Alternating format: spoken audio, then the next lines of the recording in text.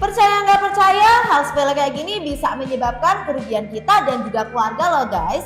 Siapa nih di sini yang mesin cucinya dari awal beli sampai sekarang nggak pernah dibersihin?